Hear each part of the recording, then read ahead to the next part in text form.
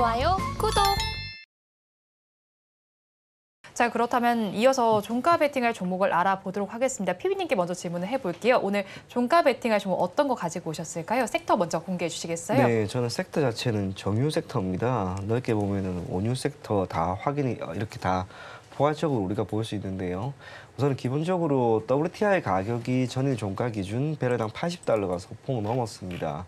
예전만 하더라도 배럴당 100달러 그냥 넘어가는 게 국제 유가였는데 경제가 전반적으로 생태계가 변한 것인지 아니면 원유에 대한 수요가 크게 감소한 것인지 어떤 게 정답이 될지 알 수는 없으나 국제 유가가 경제 상황과 함께 움직였던 과거의 모습은 적어도 찾을 수가 없습니다. 그럼에도 불구하고 중간중간 이슈가 있습니다. 러시아와 우크라이나의 전쟁 그리고 중동 지방에서의 이슈 부각에 따른 원유 생산 감소 등에 따라 국제 유가가 때로는 올라가는 경향도 드문드문 나왔습니다. 물론 그게 최근에 있지는 않았습니다. 그럼에도 불구하고 모처럼 WTI 가격이 배럴당 80달러를 넘어갔다는 점에서 원유, 정유 관련된 기업들의 주가가 최근에 조금씩 나아지는 모습을 보이고 있습니다.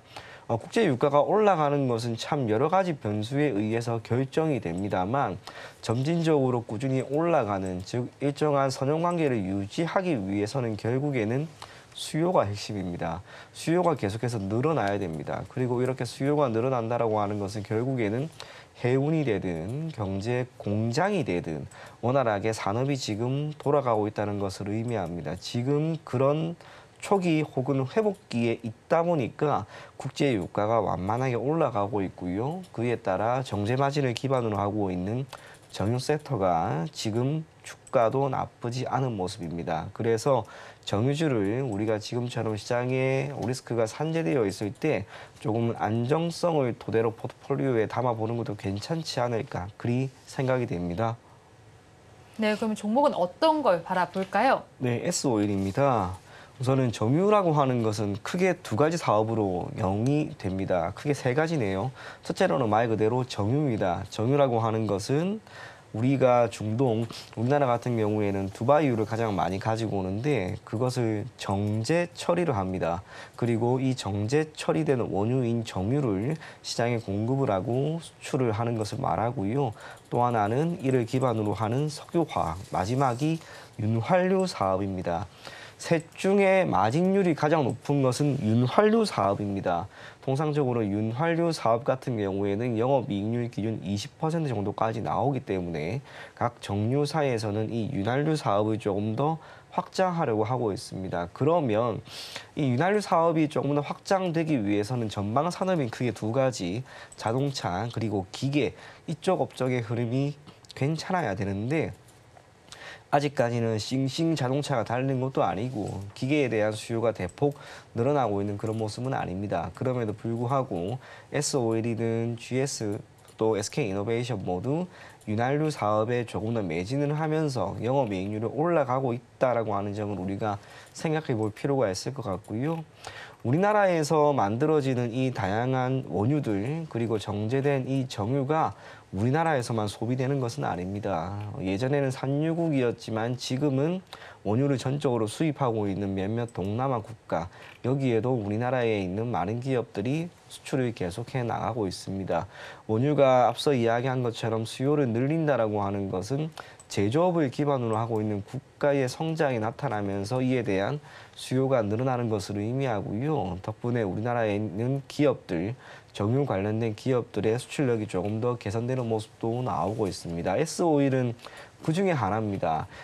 GS라든지 SK이노베이션 그리고 도매를 담당하는 땡땡 석유, 홍구 석유 이런 기업과는 다르게 전체적으로 모든 사업을 영위하고 있는 기업입니다. 그리고 S오일은 다른 변수보다 국제 유가, 이 단일 변수에 의해서 주가가 결정되는 경향이 매우 높습니다. 예전에 제가 통계적으로 데이터를 한번 분석을 하면서 상관계수를 한번 구해봤을 때 S오일과 국제 유가의 상관계수는 무려 0.91이었습니다. 그게 의미하는 건 S오일의 주가에 사실상 실적, 기타 다른 거 보는 것보다는 국제 유가 하나만 보는 거라고 생각하시면 좋을 것 같습니다. 지금 금리 인하를 전 세계적으로 하려고 합니다. 자, 금리 인하가 가지고 있는 의미는 다른 게 아닙니다.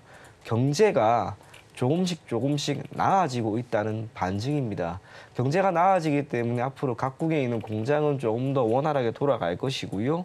이에 따라 전력에 대한 수요가 더 늘어날 수밖에 없습니다. 세계 해운도 원활하게 돌아가야 됩니다. 최근 들어서 HMM, 펜오션 이를 기반으로 하고 있는 해운이나 선박 관련된 기업들의 수주가 늘어난다고 하는 것은 경제가 이제 회복기를 넘어 호황기로 접어들 수 있는 거점이 어느 정도는 마련이 되었다는 것이고요.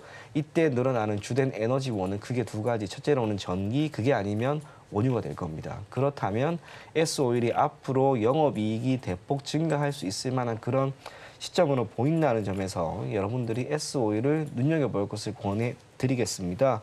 목표 가격은 85,000원, 손절 가격은 75,000원 제시해 드리겠습니다. 종가 베팅할 종목으로 S오일 짚어주셨습니다. 목표 주가는 85,000원, 손절된 75,000원 제시를 해주셨습니다.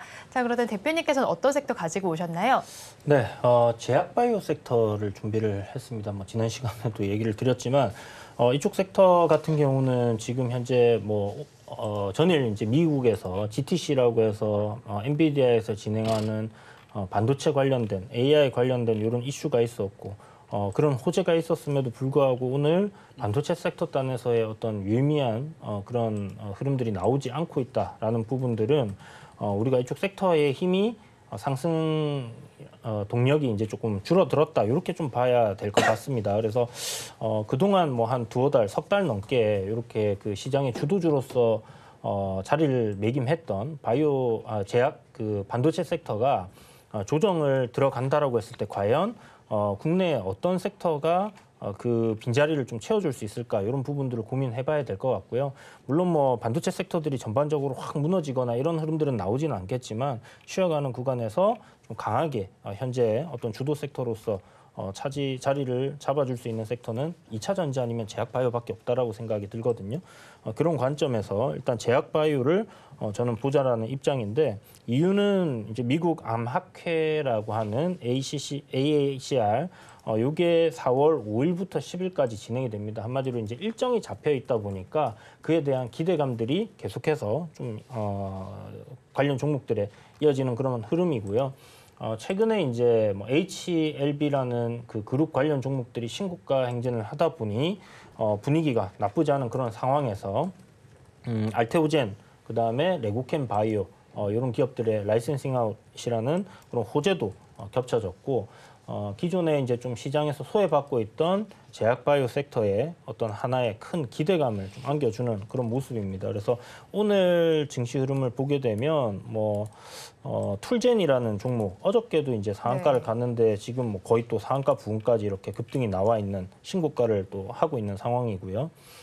거기에 에이프로젠이라는 종목도 지금 보시는 것처럼 거의 상한가 부분까지 급등이 나오고 있습니다. 제약바이오 섹터 워낙 많기 때문에 거래 대금 없이 지금 바닥권에 놓여 있는 종목들도 상당히 많습니다만은 일단은 우상향으로 추세를 이렇게 하나씩 둘씩 돌리고 있다라는 관점에서 긍정적으로 볼 필요가 있다라는 생각이 들고요.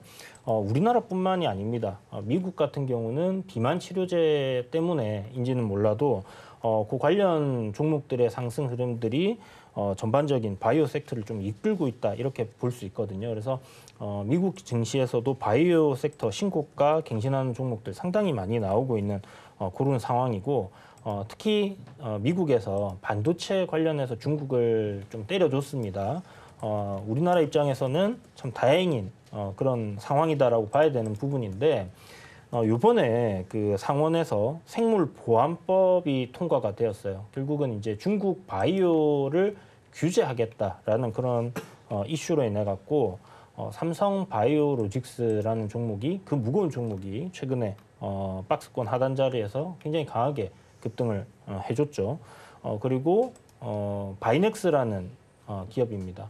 CMO라는 어떤 그 사업을 하고 있는 그러니까 삼성 바이오처럼 어떤 그 바이오 약품을 만들기 위한 제조를 하는 그런 기업들 이런 것들이 지금 굉장히 강세를 보이고 있다라는 거죠. 그리고 어저께 같은 경우는 ST팜이라는 기업 역시 이제 CMO 쪽의 기업인데 강한 반등을 보여줬습니다. 그래서 지금 바이오 섹터 전반적으로 시장의 어떤 빈자리를 좀 잘 메워내는 그런 흐름들이고 거래 대금이 이쪽 섹터에도 지금 집중이 되고 있습니다. 그래서 유한양행 3,000당 제약할 것 없이 셀트리온도 나쁘지 않은 흐름을 이어가고 있는 상황에서 우리가 바이오 섹터에 좀 집중을 해보는 것도 괜찮겠다라는 관점에서 바이오 섹터를 준비했습니다. 네, 그렇다면 바이오 섹터 내에서는 저희 어떤 종목을 바라볼까요?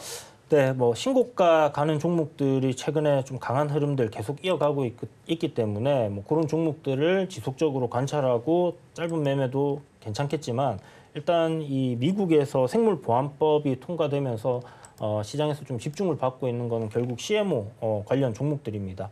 그 중에서 ST팜이라는 종목, 이 종목을 오늘 저희는 좀 지켜보면 좋겠다라는 생각이 들고요. ST팜 같은 경우가 이제 결국은 그 제약회사, 바이오 회사들의 신약을 만드는데 어떤 물질들을 생산하거나 제조하는데 참여를 하고 있다라고 보시면 될 것 같아요. 고객사 중에서 이제 그 임상 3상을 통과하는 어떤 신약에 대한 그런 기대감으로 사실 어저께 급등이 나온 부분이고, 요게 이제 임상 3상을 통과하게 됐을 때 시장 규모가 한 3조 정도 된다라고 합니다. 그렇다면 ST팜이 여기서 얻어지는 매출액이 대략 한 2천에서 3천억 정도 되는 부분들이 있기 때문에 현재 영업이익이 한 11% 되는 부분들, 향후 이 바이오 산업 섹터가 커짐에 따라서 한 20%까지 이렇게 증가시키겠다라는 포부도 기업에 있었고, 그래서 전반적으로 이런 어떤 모멘텀 굉장히 잘 맞는 기업이다라는 생각이 들고요. 레고캠 바이오가 최근에 이제 급등을 했었잖아요. 근데 차세대 뭐 항암 관련된 뭐 ADC라는 요 부분을 생산하는 데 있어서의 계약도 체결한 부분이 있기 때문에 그런 부분에서 이 우상향하는 흐름, 지금 최근 저항단을 돌파하고 오늘 조정을 좀 받는 그런 흐름인데, 이 흐름이 좀 지속해서 이어질 가능성이 높지 않겠냐는 관점에서 종가 매수로 준비를 했고요. 일단 뭐 매수가는 당연히 종가겠고요. 목표가는 한 11만 원 정도, 그리고 목표가는 손절가는 84,500원 정도 이렇게 잡고 한번 대응을 해보시면 좋을 것 같습니다.